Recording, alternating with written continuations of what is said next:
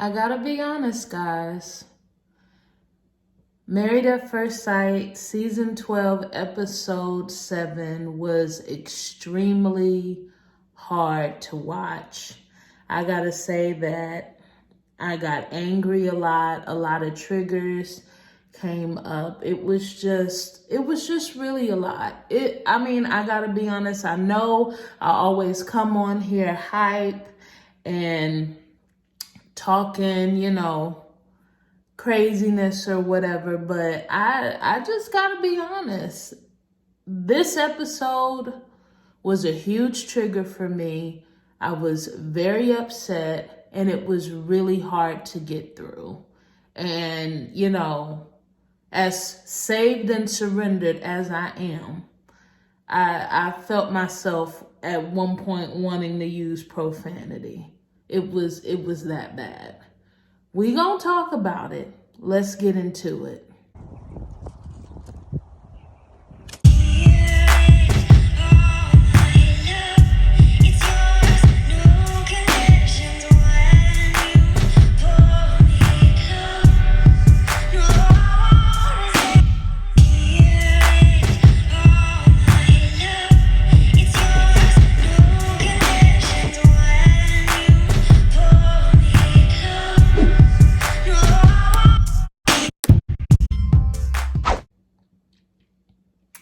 Hi everybody, welcome to The Fruitful Wife.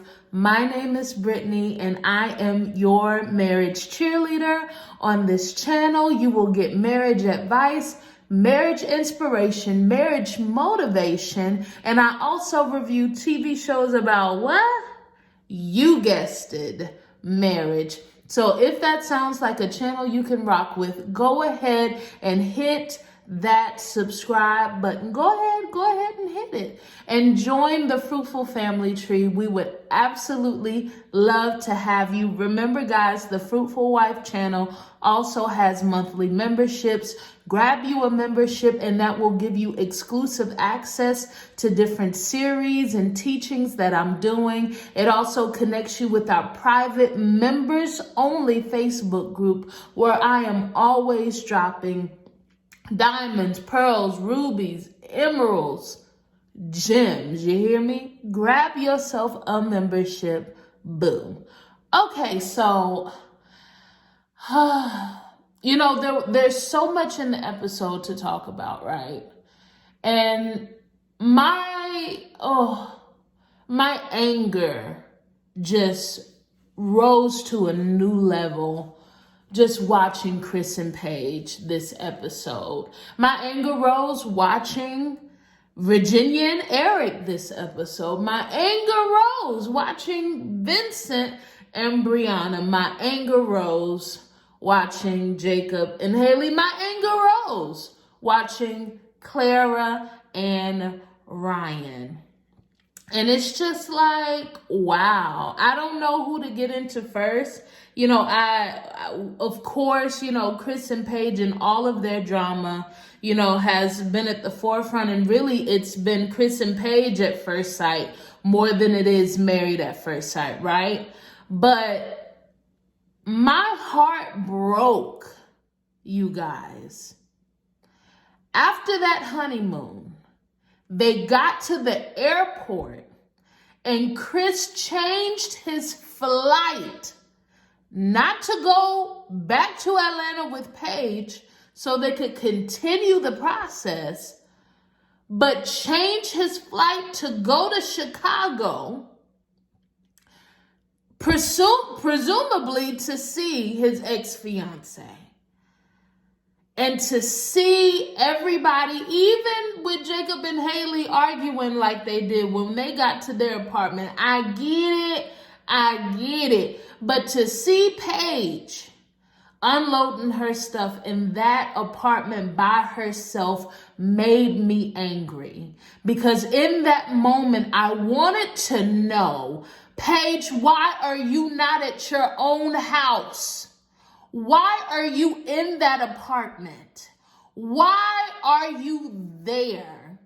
And just even the conversation that she had with Pastor Cal everything was just really a trigger for me, because there are people really out here using the Christian faith as a manipulation and bondage tactic. And it angers me to see the word misused and misinterpreted in that way. And to see that even though Chris was really, in a lot of ways, manipulating and mentally and emotionally abusing Paige and using her faith to kind of fulfill the lust of his flesh, it angers me that she told Pastor Cal that she was fulfilling her wifely duties. Whew, it's a lot, y'all. It's a lot. It's a lot. And just to see that level of desperation on Paige when she knew in her gut, she knew that he wasn't attracted to her. She knew that. She knew that. She admitted it with Pastor Cal when he said, walk me through the wedding day. And she said, I could tell there was a disconnect. I could tell that my husband did not desire me. And yet that didn't give you pause. But then continue to say that God is testing your vows. I'm just like, so Chris goes to Chicago. Does not go back to Atlanta with Paige. Paige moves into the mutual apartment for the experiment by herself. He comes back in town. Of course, doesn't want production there. Doesn't want the microphones on and all of that kind of stuff. And basically, he tells her, or as Paige explains to the producers, that he wants to divorce Paige. He's still in love with his ex-fiance, and he's going to move forward with her to try and make it work because he wants to raise his child with her. So Paige, of course, woman of God, so she says, begins to just cuss up a storm. And I really don't understand why. You knew what it was. You knew what it is. While y'all were still in Las Vegas, he let you know that he was still in love with her. What you cussing for? What you cussing for? What? You knew. You knew. And here's the thing. Chris isn't hiding any of this stuff from her, but yet and still she feels the need to lay down with him. Look, I'm all for marriage. I'm all for marriage, but I'm for godly marriage. You know what I'm saying? And yes, I feel like, there are things that you experience in your marriage, things that you go through, but this is manipulation. This is abuse. And I cannot stand for abuse. I can't stand for it. And Paige is just willingly, oh my goodness. I mean, just even when, and I'm getting upset just talking about it with you guys. And I'm going to touch this and I'm going to move on because I can't. I've already spent 9 minutes on this. But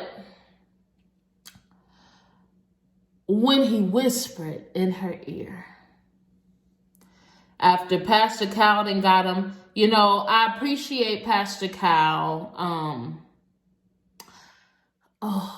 You know what? I'm just going to have to come back and just do another one for them, because just to expound on all of the foolery I'm not going to use the majority of this video to do that. I just can't.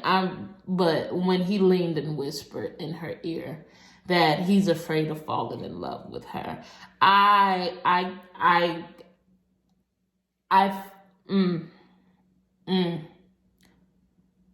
the blood of Jesus is bridling my tongue. That's all I gotta say about that. Here's my thing with Virginia. I said it from the beginning. Go back to the first episode. Virginia don't want a marriage. Virginia doesn't want a marriage. She wants her cake and to eat it too. You know, it's so interesting to me how Virginia can bark down Chris's neck, right? About all the foolishness he's doing towards Paige. But Virginia, you sat up here and told Pastor Cal that you think that it's okay for you to pass out drunk on your guy friends' couches. Not let Eric know where you are, where you've been, what you're doing, or what your plans are. Ma'am, what world are you living in? I don't care, in the most liberal marriages, that don't fly. And what I get tired of, and I'm sorry, I'm heated over here. I don't find anything funny with this episode this week. What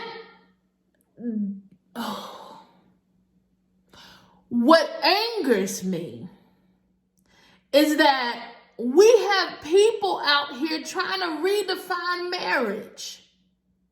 You can't redefine something you didn't invent. Marriage is God's idea.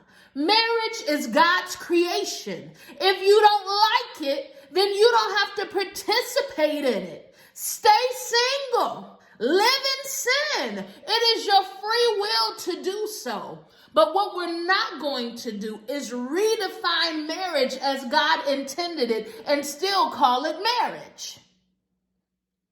That's what we're not going to do. And Virginia doesn't want to be married.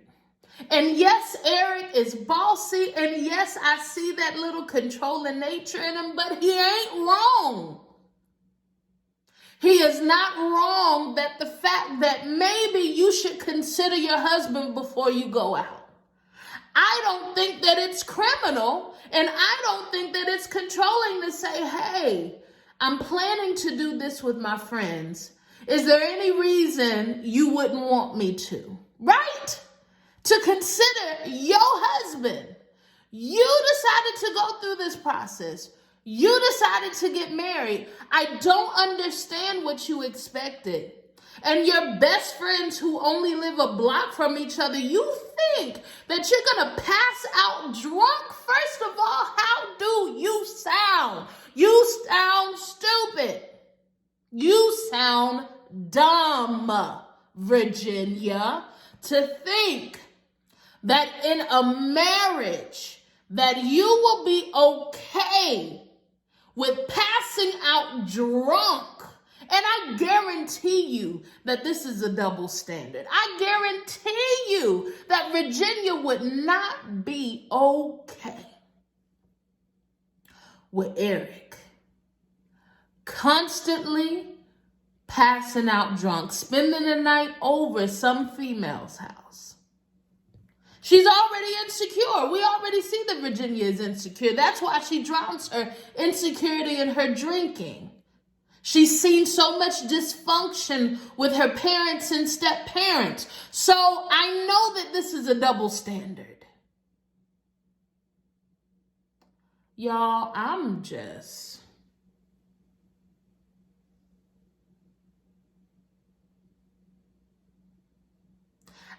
she said, I haven't been drinking that much lately. But the whole bottle of rosé is gone, except for a corner. What did y'all do, experts? What did y'all do? What did y'all do?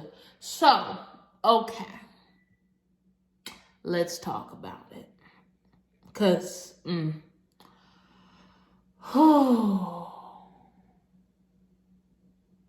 Jacob and Haley. All I gotta say about that is, as far as Haley's concerned, any excuse will do. She's gonna take that little piece and she's going to ride it until decision day comes, so she can feel justified in saying no, in making this marriage work. She's a liar. She has yet to admit that she lied. She has yet to apologize for her actions. But still, we see this victim mentality. I don't know what it is. And I don't want to call her the K word. I'm trying to stay away from the K word. Y'all know what the K word is. But this victim mentality, you do something wrong, and now I have to find a way to turn it on you, and I haven't eaten in 2 days because of the stress of this. Guess what? You probably would be able to eat and be stress-free if you just admit, yes, I was out of pocket. I was wrong for not including you. I apologize. Please forgive me. See, there is such immaturity and such pride in Haley. Haley is not mature. Haley is not ready to be anyone's wife.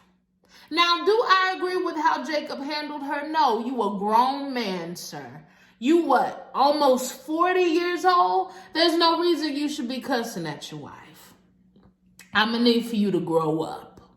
And I don't agree with how he flew off the handle. But do I understand? You bet your bottom dollar I do.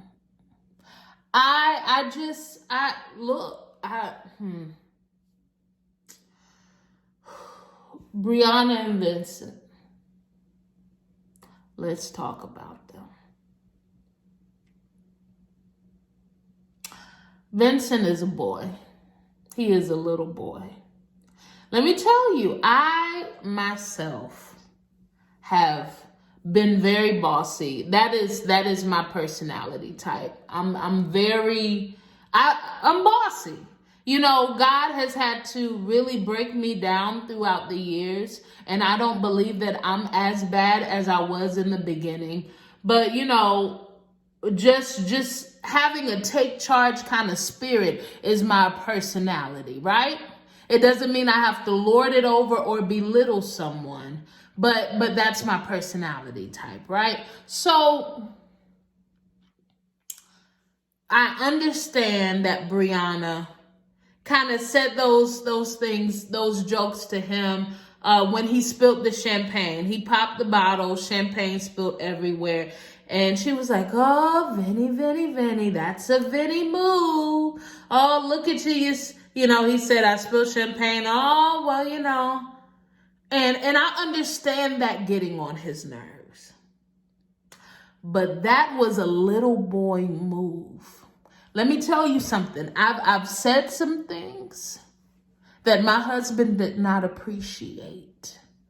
But my husband is a grown man, and he's mature enough not to decide to pack his bags up and leave the apartment and go back to his house because I said something he didn't like. What he let me know was after, you know, he stewed in it a little bit. Yeah, I might have gotten a cold shoulder. But then he said, don't talk to me like that. I don't appreciate it. Find a different way to communicate. And I was able to take heed. But he's a boy, and what he had was a temper tantrum. And I don't need a man in my life that every time his feelings are hurt, he thinks that's his cue to pack up and walk off. What if we had children? No, you can't do that. You can't. That's what little kids do. That's what small-minded, young-minded, immature-minded people do, right? Now you done sat up in front of Pastor Cal and you talking about how everything all good and how great. Oh, well, you know, their communication. But you didn't get to the nitty gritty in front of Pastor Cal. But now it was enough for you to walk out and leave? That's a boy move, and I do not appreciate it. I don't appreciate it. Do I agree 100% with Brianna? Of course not. In the last episode, please go check it out because the views need to come up on it. I mentioned how Brianna needs to stop treating him like a child. But guess what? You get treated how you act like. And Mr. Vincent acted like a little boy. And that's how I feel about that.